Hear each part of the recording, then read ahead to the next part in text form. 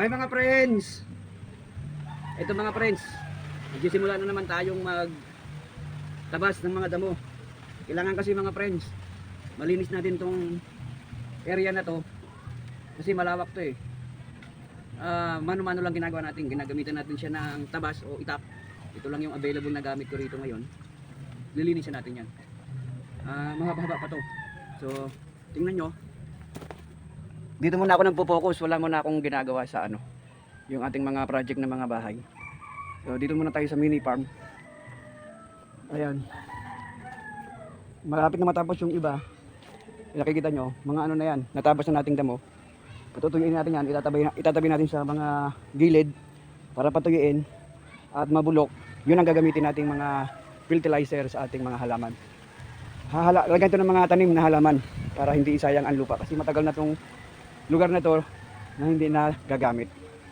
Nakabakante lang, kaya naisip ko na gamitin muna para mataniman natin yung mga halamang gulay. Mapapakinabangan natin at marami pa ang makakain ng ating mga pananim. Yun. So yun, itatabi natin yan. Hindi tayo magsusunog kasi ayaw kong magsunog dito yung mga pinatuyong yung mga pinabasunta mo dahil masisira yung moisture ng lupa, ibabaw ng lupa. Diyan kasi sa ibabaw ng sa lupa niyan, nandiyan yung mga microorganism na siyang nagpapataba ng ating mga lupa. So ayaw kong masunog yan. Gawin na lang natin yan, bulukin para maging fertilizer. Ayan. Ito na lang yung ating area na dadamuhan, lilinisan natin yan. Konti na lang. So let's go mga friends. Dito muna tayo sa ating wala muna tayong mga project ng mga bahay ngayon, bakasyon. Ayan.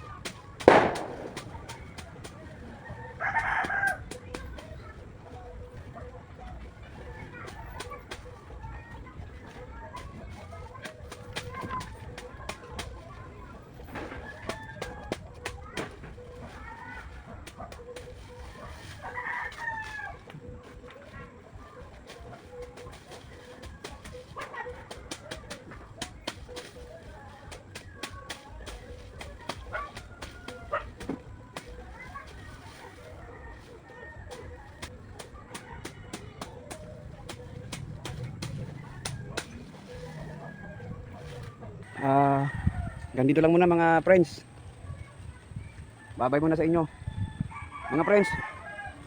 Suportahan nyo naman yung aking bagong i-upload na mga video. Dito naman ako magpo-focus ngayon sa mini farm. Ayan.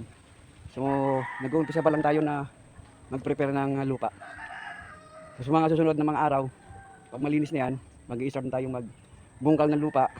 After that, meron tayong punlang tanim doon na mga gulay. Nakapunla na siya. Siguro 1 week na lang pwede na siyang itanim. So hanggang dito muna mga friends. Thank you very much for watching. Bye bye and happy holiday. Next week, happy new year. Thank you and God bless. Bye bye.